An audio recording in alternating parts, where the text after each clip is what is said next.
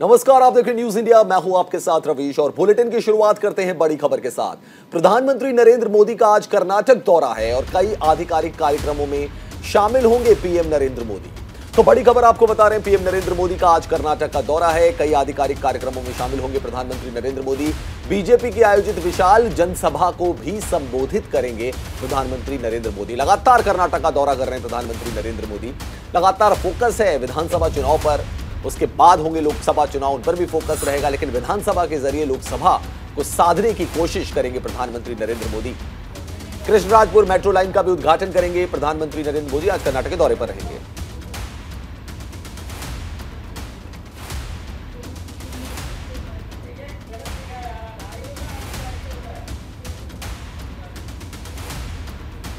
इस साल राज्य की उनकी कर्नाटक की 7वीं यात्रा होगी। इस दौरान प्रधानमंत्री विभिन्न आधिकारिक कार्यक्रमों में शामिल होंगे और भारतीय जनता पार्टी के आयोजित विशाल जनसभा को भी संबोधित करेंगे। आगामी कुछ दिनों में निर्वाचन आयोग ने राज्य में मई में होने वाले विधानसभा चुनाव के लिए मतदान कार्यक्रम की घोषणा करने की उम्मीद है। बता दें कि मोदी चिकबल्लापुर में Shri Madhusudan Sai institute of medical sciences and research का उद्घाटन करेंगे और बाद में वो बेंगलुरु मेट्रो की लाइन का शुरुआत भी करेंगे।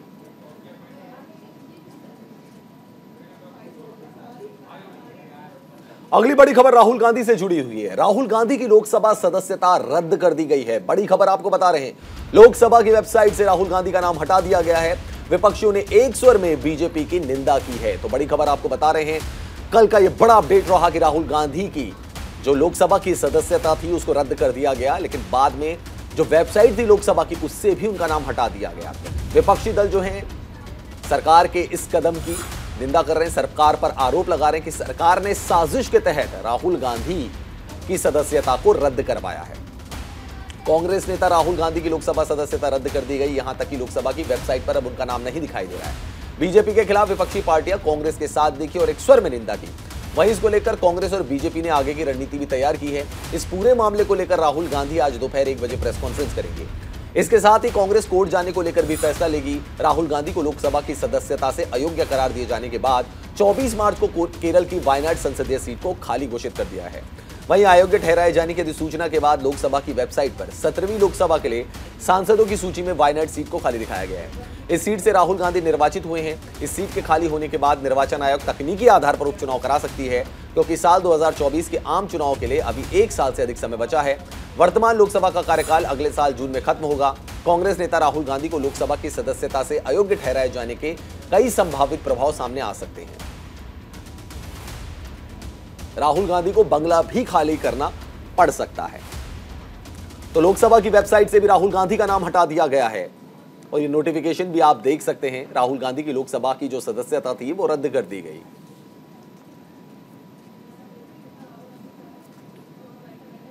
मेरे भाई ने अदानी का मुद्दा उठाया, सवाल पूछे संसद में, इसीलिए ये सब हुआ है। जो केस, जिस केस का स्टे कंप्लेनेंट ने खुद मांगा था, 1 साल से स्टे था। अदानी पे जो भाषण दिया मेरे भाई ने, उसके बाद अचानक उस कंप्लेनेंट ने उस केस को जिंदा क्यों किया? ये सरकार अडानी पे जवाब देना नहीं चाहती, डरती है इन सवालों से, इसीलिए ये पूरी प्लानिंग के तहत किया गया है ताकि राहुल जी संसद से निकल जाए। देखिए, मैंने कहा है कांग्रेस लड़ेगी, राहुल जी लड़ेंगे, हम सब लड़ेंगे। ये हमारे रगों में जो खून दौड़ता है ना, ये शहीदों का खून है। सुन लीजिए, जिस खून को आप बार बार परिवारवादी कहते हैं, बार बार आप आलोचना करते हैं, बार बार आप शब्द इस्तेमाल करते हैं, ये खून बहा है इस देश के लिए, ये पीछे हटेगा नहीं। हम डरते नहीं हैं, हम लड़ते रहेंगे और हम खड़े रहेंगे। छत्तीसगढ़ के मुख्यमंत्री भूपेश बघेल ने केंद्र सरकार पर जोरदार हमला बोला है और कहा है कि राहुल गांधी की संसद की सदस्यता रद्द होना दर्शाता है कि बीजेपी डरी हुई है। उन्होंने कहा कि जो राहुल गांधी देश को बोलते हैं कि डरे नहीं, बीजेपी उनको डराने में लगी हुई है। इतना ही नहीं, भूपेश बघेल ने ट्वीट कर कहा कि तानाशाह का सबसे बड़ा डर होता है कि उससे लोग डरना बंद ना कर दें। आप उसे डराना चाहते हैं जो पूरे देश को कह रहा है डरो मत। पूर्व पीएम इंदिरा गांधी के साथ भी यही भूल की थी कुछ लोगों ने, बाकी फिर इतिहास है। यही मिलेंगे जनता की अदालत में। जनता होगी, जन नेता होगा, नहीं होगा तो सिर्फ डर और तानाशाह। बता दें कि राहुल गांधी की सदस्यता रद्द होने के बाद तमाम कांग्रेसी कार्यकर्ता देश भर में प्रदर्शन कर रहे हैं। राहुल जी के लोकसभा की सदस्यता उसे रद्द कर दी। ये इस बात का परिचायक है कि राहुल जी को डराना चाहते हैं। वो राहुल जी जो पूरे हिंदुस्तान के लोगों को कहते हैं डरो मत, उसे डराने की कोशिश।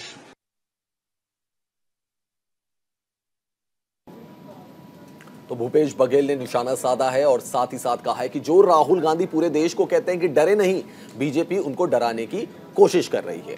वहीं इस मामले में राजस्थान के मुख्यमंत्री अशोक गहलोत ने बयान दिया है और कहा है कि राहुल गांधी की लोकसभा सदस्यता खत्म करना तानाशाही का एक और उदाहरण है।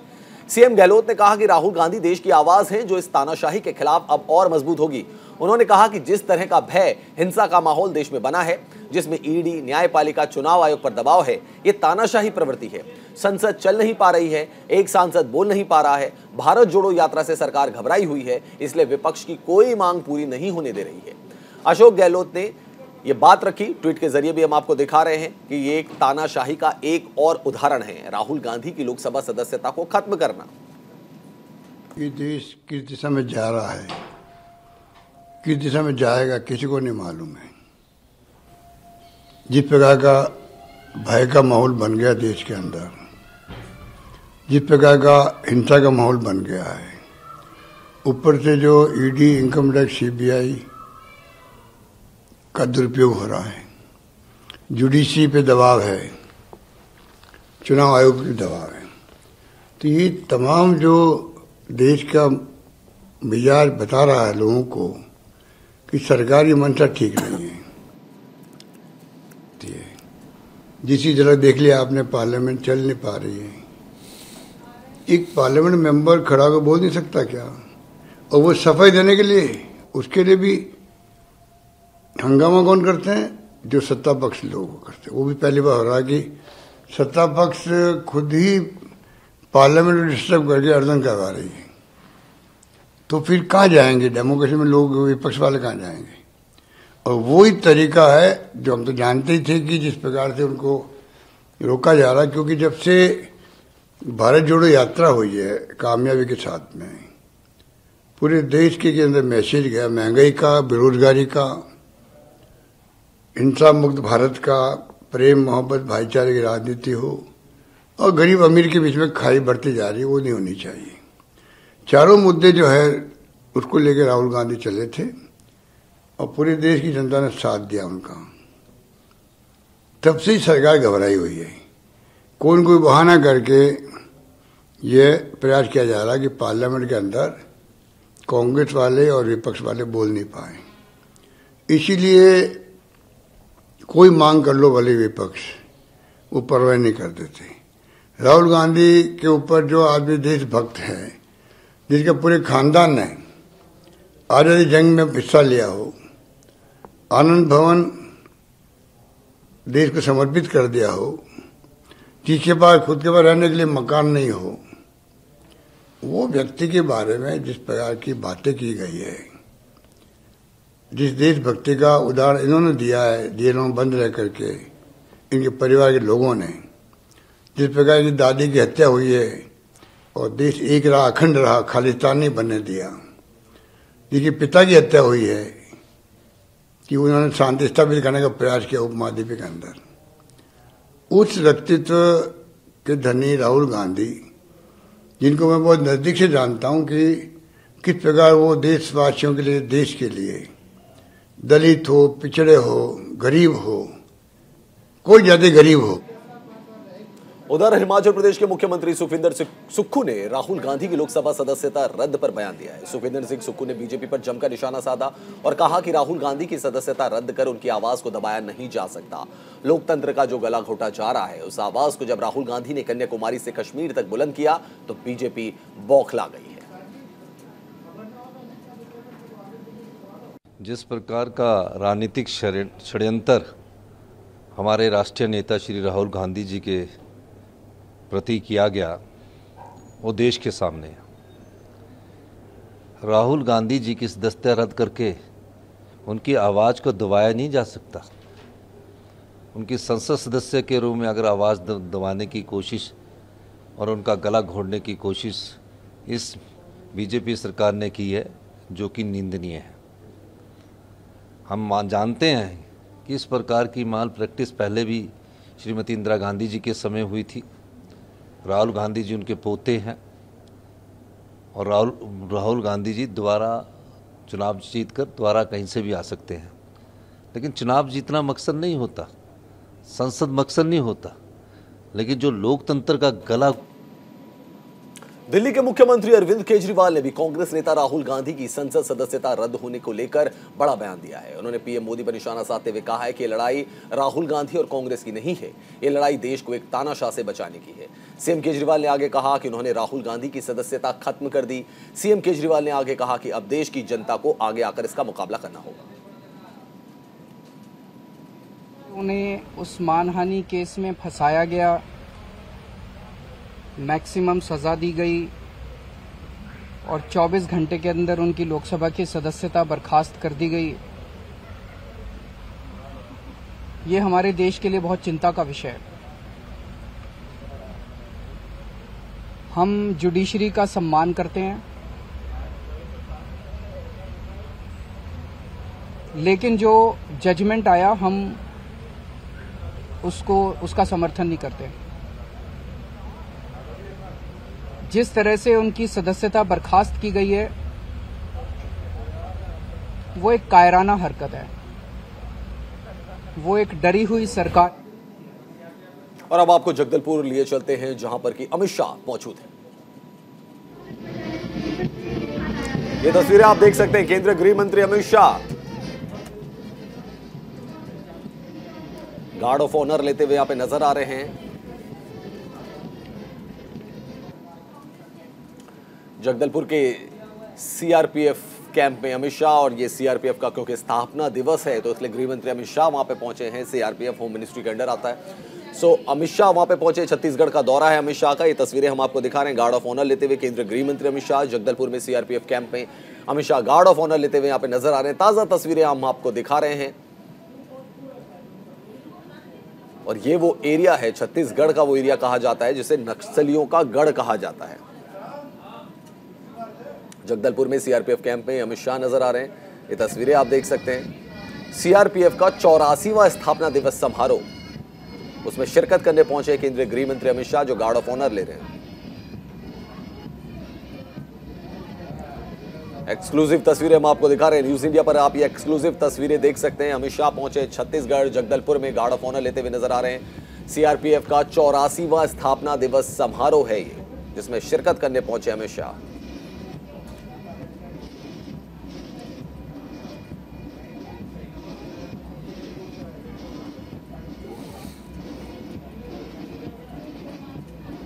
तो दो तस्वीरें हम आपको दिखा रहे हैं अमित शाह की। अमित शाह पहुंचे जगदलपुर और साथ ही साथ गार्ड ऑफ ऑनर भी वहां पर लेते हुए नजर आ रहे हैं अमित शाह। सीआरपीएफ का 84वां स्थापना दिवस समारोह है ये, जिसमें हिस्सा लेने के लिए अमित शाह पहुंचे हैं।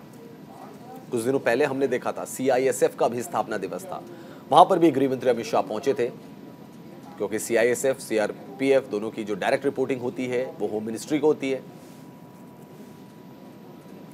और सरल भाषा में जिसे अर्ध सैनिक बल भी कहा जाता है। पैरामिलिट्री फोर्सेस, सीआरपीएफ, और सीआरपीएफ के ऊपर देश के कई बड़े नेताओं की सुरक्षा की जिम्मेदारी है।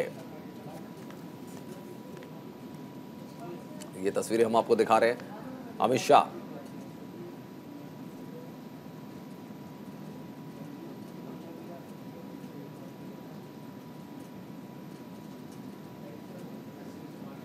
जगदलपुर पहुंचे, 84वां स्थापना दिवस है सीआरपीएफ का।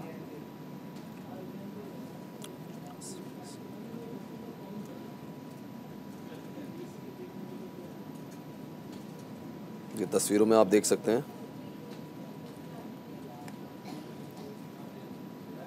गार्ड ऑफ ऑनर लेते हुए यहां पर केंद्रीय गृह मंत्री अमित शाह।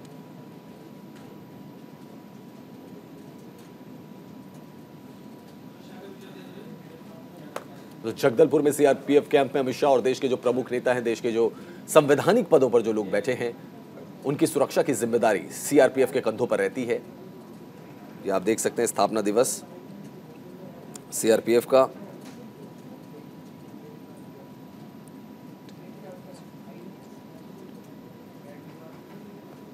सीआरपीएफ का 84वां स्थापना दिवस है।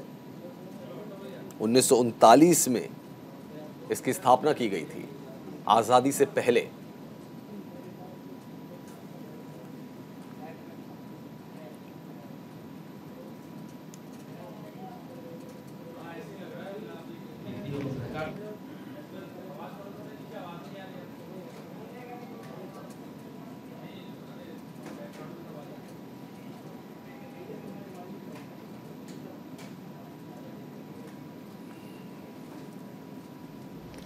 परेड कमांडर द्वारा मुख्य अतिथि परेड को मंच से गुजारने की अनुमति प्राप्त की।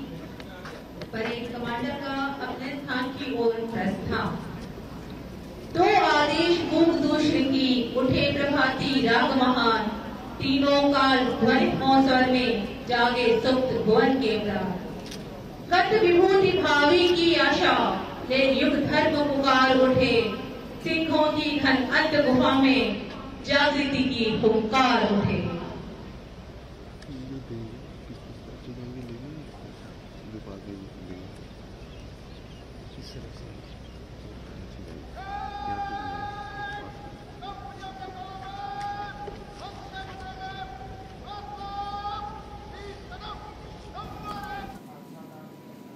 इस बीच आपको एक और बड़ी खबर बता दें, गुजरात के कई जेलों में छापेमारी की गई है। साबरमती सेंट्रल जेल में चलाया गया सर्च ऑपरेशन। बड़ी खबर आपको बता रहे हैं, गुजरात की कई जेलों में छापेमारी की गई है। साबरमती सेंट्रल जेल में सर्च ऑपरेशन चलाया गया। वडोदरा, सूरत और राजकोट में सर्च ऑपरेशन चलाया गया। गृह राज्य मंत्री डीजीपी आईबी के नेतृत्व में यह छापेमारी हुई। तो बड़ी खबर आपको बता दें, जैसा कि आप जानते हैं कि गैंगस्टर अतीक अहमद साबरमती जेल में ही बंद है और तमाम तरीके के आरोप अतीक अहमद के ऊपर हैं कि उमेश पाल हत्याकांड की साजिश उसने साबरमती जेल में ही रची थी और यहीं से वो अपने गुर्गों को इंस्ट्रक्शंस दे रहा था, निर्देश दे रहा था। तो बड़ी खबर आपको बता रहे हैं, साबरमती सेंट्रल जेल में सर्च ऑपरेशन चलाया गया। वडोदरा, सूरत और राजकोट में सर्च ऑपरेशन किया गया। गृह राज्य मंत्री, डीजीपी, तमाम जो आला अधिकारी थे इस सर्च ऑपरेशन की टीम में शामिल थे। गुजरात की कई जेलों में छापेमारी की गई है। साबरमती सेंट्रल जेल में चलाया गया है सर्च ऑपरेशन। तो जैसा कि आप जानते हैं कि साबरमती सेंट्रल जेल में ही बंद है गैंगस्टर अतीक अहमद और बताया यह जा रहा है कि वहीं से वो अपने गुर्गों को इंस्ट्रक्शंस दे रहा था, वहीं से उसने उमेश पाल हत्याकांड की साजिश रची थी। गृह राज्य मंत्री के नेतृत्व में छापेमारी हुई है। गुजरात की कई जेलों में छापेमारी की गई है। बात जेएनके की करते हैं। जम्मू कश्मीर में सुरक्षा बलों के हाथों बड़ी सफलता लगी है। बांदीपुरा में लश्कर के 2 आतंकवादी सहयोगी गिरफ्तार किए गए। हथियार और गोला बारूद भी बरामद किया गया। तो जम्मू कश्मीर में सुरक्षा बलों के हाथ लगी बड़ी कामयाबी। बांदीपुरा में लश्कर के 2 आतंकवादी सहयोगियों को गिरफ्तार किया गया है। तस्वीरें हम आपको दिखा रहे हैं। तस्वीरों में आप देख सकते हैं कि 2 हैंड ग्रेनेड बरामद किए गए हैं। ये आप तस्वीरें देख सकते हैं, आतंकवादियों के सहयोगी थे जिनसे 2 हैंड ग्रेनेड हथगोले बरामद किए गए हैं। उत्तरी कश्मीर के बांदीपुरा जिले के सुमलार इलाके में लश्कर के 2 आतंकवादियों को पुलिस ने गिरफ्तार किया। बांदीपुरा पुलिस ने एक बयान में कहा है कि सीआरपीएफ के साथ मिलकर आतंकवादी संगठन लश्कर के 2 आतंकवादियों को बांदीपुरा में मछली फार्म में पास चेकिंग के दौरान गिरफ्तार किया गया। इस दौरान उनके पास से 2 जिंदा चीनी ग्रेनेड बरामद किए गए हैं। पुलिस ने बताया कि गिरफ्तार आतंकवादियों पर यूएपीए की संबंधित धाराओं के तहत मामला दर्ज किया गया है।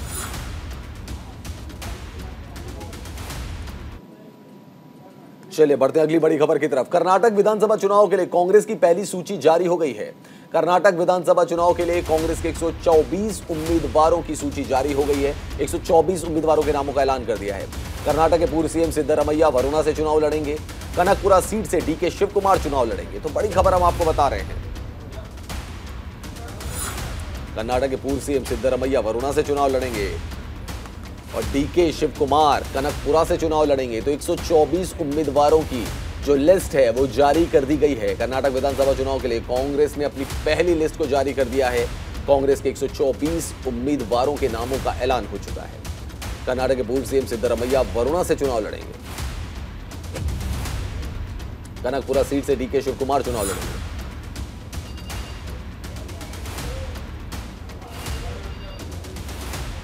तो पूर्व सीएम सिद्धरामैया वरुणा से चुनाव लड़ेंगे। कर्नाटक विधानसभा के आपको बता रहे हैं जहां चुनाव होने हैं, इसी साल मई में चुनाव होने हैं और उससे पहले कांग्रेस ने अपनी जो उम्मीदवारों के नामों का ऐलान कर दिया। 124 उम्मीदवारों के नामों का ऐलान कर दिया है कांग्रेस ने। कनकपुरा सीट से डीके शिव कुमार चुनाव लड़ेंगे जो कि कर्नाटक कांग्रेस के चीफ हैं, और साथ ही साथ अगर बात की जाए पूर्व सीएम सिद्धरामैया की तो वो वरुणा से चुनाव लड़ेंगे। अब आपको अमृतपाल से जुड़ी हुई बड़ी खबर बता रहे हैं। अमृतपाल को लेकर दिल्ली पुलिस अलर्ट मोड पर आ गई है। अमृतपाल के आईएसबीटी बस टर्मिनल पर देखे जाने की सूचना मिली है। बड़ी खबर आपको बता रहे हैं।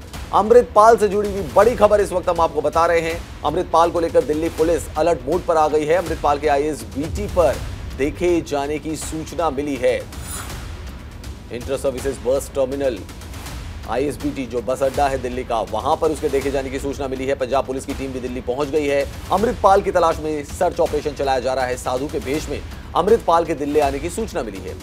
सीसीटीवी फुटेज लेकर पंजाब पुलिस लौटी है। पंजाब में अशांति फैलाकर फरार हुए भगोड़े खालिस्तानी अमृतपाल की तलाश में अब दिल्ली भी अलर्ट मोड पर है। अमृतपाल के दिल्ली के आईएसबीटी बस टर्मिनल पर देखे जाने की खुफिया सूचना मिलने के बाद दिल्ली पुलिस अलर्ट मोड पर है। वहीं इस खुफिया सूचना पर पंजाब पुलिस भी आईएसबीटी बस अड्डे पहुंची और दिल्ली पुलिस की स्पेशल सेल की टीम के साथ छानबीन की।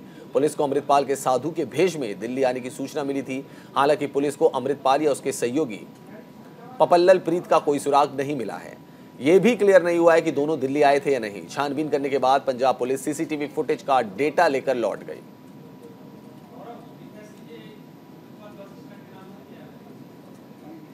तो बड़ी खबर हम आपको बता रहे हैं, अमृतपाल सिंह की लगातार तलाश कर रही है पंजाब पुलिस। इस दौरान दिल्ली पुलिस भी अलर्ट मोड पर आ गई है। बताया जा रहा है कि अमृतपाल सिंह आईएसबीटी में देखा गया था। हालांकि इस चीज की कोई पुष्टि नहीं हुई है कि वाकई वो अमृतपाल सिंह था या नहीं था, लेकिन ऐसा बताया जा रहा है कि अमृतपाल सिंह आईएसबीटी के आसपास देखा गया था। साधु के भेष में था अमृतपाल।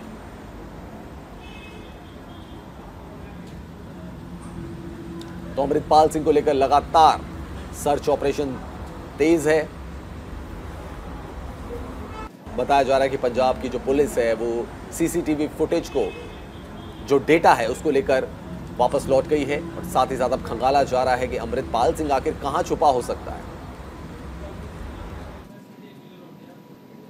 बढ़ते अगली बड़ी खबर की तरफ। जैकलिन फर्नांडीज के खिलाफ मानहानि मामले में सुनवाई। सुकेश चंद्रशेखर से जुड़े 200 करोड़ के मामले में सुनवाई हो रही है।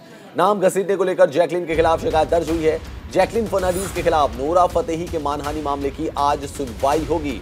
बड़ी खबर आपको बता रहे हैं, जैकलिन फर्नांडीज के खिलाफ जो मानहानि का केस है उसकी सुनवाई होगी। सुकेश चंद्रशेखर से जुड़े 200 करोड़ के मामले में सुनवाई होगी। नाम घसीटने को लेकर जैकलिन के खिलाफ शिकायत दर्ज की गई है। दिल्ली की कोर्ट में अभिनेत्री जैकलिन फर्नांडीज के खिलाफ नोरा फतेही की आपराधिक मानहानि की शिकायत पर आज सुनवाई हो सकती है।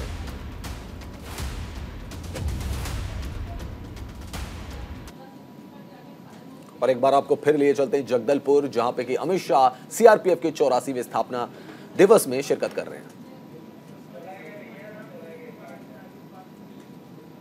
यह आप देख सकते हैं शहीद स्मारक यहां पर, जहां पुष्पांजलि अर्पित करते हुए नजर आ रहे हैं केंद्रीय गृह मंत्री अमित शाह। सीआरपीएफ का 84वां स्थापना दिवस है, रेजिंग डे परेड है, जहां पर कि पहुंचे हैं गृह मंत्री अमित शाह।